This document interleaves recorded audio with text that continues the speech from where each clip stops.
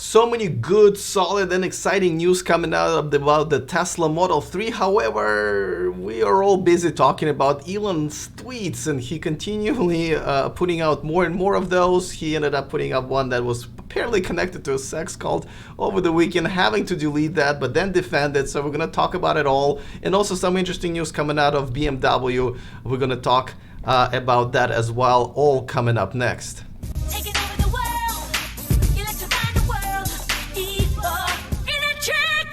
Hey, welcome to the show. Thank you for those of you who are supporting me on Patreon. You can watch me live, of course. And for those of you who are watching me on YouTube, please consider subscribing so you don't miss anything moving forward. Wanted to remind you about the upcoming guests. We just had Michael Persky, the CEO of Automotive Pininfarina. It is posted right now. You can check it out. Chad Bolch is next Saturday, representing Chevrolet. We're going to talk about Chevy Bolt and other exciting things, and not such exciting things going on at Chevy. And then after that, in a couple of weeks, Patrick George, a controversial editor-in-chief of Jalopnik.com. We're going to talk about some stuff with him as well. All right, let's talk about quite a few things that are happening with the Model 3 and Elon Musk. As you know, the Consumer Reports that came out about a week ago basically mentioned that the braking distance from 60 miles an hour to 0 in Model 3 was longer even than a F-150. Elon Musk dug in and said, yes, we screwed up a little bit. And right now he is actually, well, Tesla is issuing a over-the-air update to those Model 3s affected by this. Now, I'm a little confused by this tweet because he's saying basically they are going to decrease the braking distance by 20 feet, and that's what the discrepancy really was. But then he says it's for repeated heavy braking events. Now, that's usually when a car brakes really, really heavily over and over and over and over again, which doesn't really happen. I mean, usually when it's an emergency braking, you kind of do it once, right? So I don't really know if he's actually fixing, because the problem the Consumer Reports reported was from the first time braking, and they actually let the brakes cool down in between their tests. So I'm not really sure if it's actually targeting that particular fix, or this is just one of many, and they're just taking care of this particular relatively not random, but relatively impractical, I would say, not very common case. So we'll see about that. Then also he tweeted about the fact that the right-hand drive Teslas are going to be coming up in Europe and other countries that have that, but it's not going to be until the middle of next year.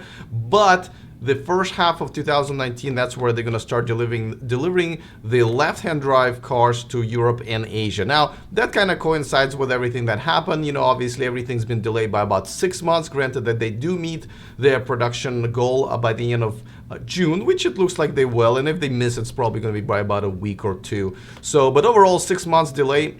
And that reflects in the deliveries in Europe. So right now there was a couple of reports reporting that there's like 6 planes were flying here to the Gigafactory, delivering a bunch of robots to automate some of the, to solve some of the bottlenecks and automate some of the Model 3 battery pack production in a Gigafactory. Now, obviously, that's relatively, not very common to fly stuff, especially from Europe. Usually it's done by ships because it's much cheaper, but it's understandable because obviously they're trying to rush everything and get everything up and running by the end of June. But nevertheless, that I would consider this as good news.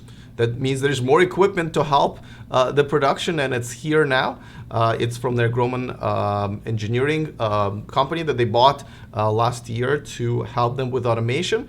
And also more Model 3 good news that Sean Mitchell, who is the president of Colorado Tesla Club, now he attempted a hypermiling about a week ago, as I reported in it, couldn't reach the 600 miles, attempted it over the weekend again, and got to, about 606 miles. Now, hypermiling is when you're trying to get the electric car to as far as possible by any means possible. So he drove at around 25-30 miles an hour, no air conditioning, no heater. I guess it got really hot in the car at some point, but he got it done and he set the world record. So congratulations to Sean. All right, let's move on to Elon Musk stuff. Before that, of course, I want to remind you that this show and this channel is sponsored by Evanex, the aftermarket accessories for Tesla. If you're shopping there for your Memorial Day weekend shopping, you can definitely grab the discount code in the description of this video so you can save yourself a few bucks. All right, let's talk about Elon Musk now. He's been in a Twitter war for a while with mainstream media, and I've reported on this last week quite a few times, and I think you know my opinion about that. I love the way he handled the Consumer Report stuff. Did not like the way he handled and attacked media, but we've discussed it all. He continued attacking media, and he ended up posting a link as a good example of media should be doing. And then I guess he realized, as somebody pointed out, like right here, is that the site that he was pointing to was a link to a cult, where you can see that the leadership has been indicted for trafficking. That's not good, and Elon Musk did delete it and confirmed, as you can see in tweet right here. Though right after that, he doubled down, saying that sadly had better critical analysis than most non-cult media. Okay, so two things. First of all, you know, I guess we all can be linked to almost anything. Definitely Kevin Bacon for sure, right? But so that doesn't necessarily mean that what that particular article was saying is necessarily not true. But of course, nobody cares about that article anymore because the website is linked to a cult. And you know, this is what happens when, you know, this is why I think this whole tweeting thing that he does can be overall damaging, because, you know, he's trying to make a point, and this is not the first time when he kind of trips over himself and creates more negative news for Tesla. So, you know, good attempt on an example, but now we're all talking about something negative. And on top of that, all this talk about mainstream media being unfair to him. Well, guess what? Mainstream media continued to be unfair to him with this New York Times article that was attacking him, and not necessarily unfairly. I think some of the comparisons were not that bad, and I think Elon should take some of these, you know, close to his heart and maybe soften up a little bit. But of course, we know this article is complete BS, and this upsets me. Obviously, this is a major publication. This is what Elon is talking about, I guess. But basically, here's what they're saying. They're saying Tesla today is a terrible idea with a brilliant leader. The terrible idea is that the electric cars are the wave of the future, at least for the mass market. Gasoline has advantages in energy density, cost, infrastructure, and transportability that electricity does and won't for decades. Now, there's some of it, of course, is true that right now, obviously, using gasoline car is, you know, more efficient in terms of their gas stations everywhere. It's more cars available and so forth. Yes, but we're trying to change that, because don't forget there are some negative, just a little bit of negative effects that, you know, gasoline cars and oil companies have on our lives. So obviously this is a complete BS, and it's a hack of an article. And this is what Elon is talking about.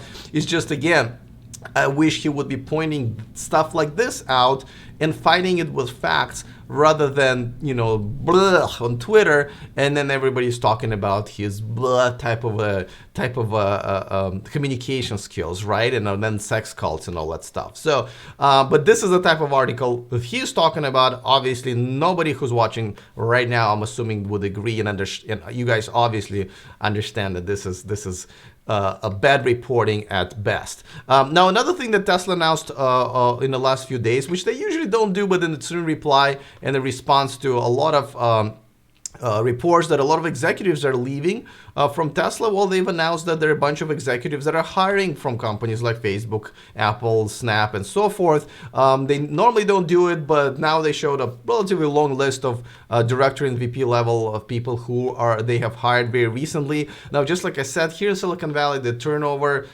is definitely high, because that's how things are here. Though I do have to say that obviously their autopilot program had more turnover than they probably wanted. So hopefully they can settle down and get that under control. All right, let's move on to BMW with some interesting news. As you know, they are targeting to come up with this little thing, BMW iX3, and they've invested a lot of money. They've for their German manufacturing, but also they've invested money into their battery factory in China, and now they're saying they're going to have they're increasing capacity significantly in their factory there to move forward with this. So it's just another sign that BMW is definitely serious about producing their electric cars in the near future. And they've also, I've reported on this, I think about a year ago, but they finally are having this as an option right now for their, I believe, 530e. And I'm sure that this option will continue to expand throughout their fleet. But this is basically wireless charging. It's at 85% capacity, so it's really not that bad. I think regular cable charging is about 90, 95, so not that bad. Obviously, it's a little, you know, I don't know if it's redundant because it's super easy to plug your car in, but at the same time, depending how your garage is or how your parking spot is configured, sometimes it's not that easy. You have to wrap the cable around the car a couple times sometimes to get it done. So this may not be such a bad idea. So this is something that I believe that a lot of car manufacturers, probably including Tesla, are going to implement sooner or later. So I'm excited. And if you guys haven't seen my video from yesterday about my trip to Great Britain to cover this i8 owners event, some interesting comments and maybe even mind changing. Changed my mind just a little bit about plug-in hybrids, and I'm kind of realizing that maybe they are a necessary step to the all-electric cars for a lot of people who are maybe not like us, who are just, you know, all in. So check it out. It's definitely right now part of my video library. So hopefully you guys check it out and also I like it. All right, so tons and tons of news to cover today, and I'm glad that I kind of stayed awake this morning and got it all together for you in a bundle. Looking forward to your comments as always. See you tomorrow, of course, at around 11 o'clock, 11 a.m. Pacific on Patreon. And of course, after that, I will post it on YouTube as usual. All right, guys, see you tomorrow. Other than that, remember to stay charged.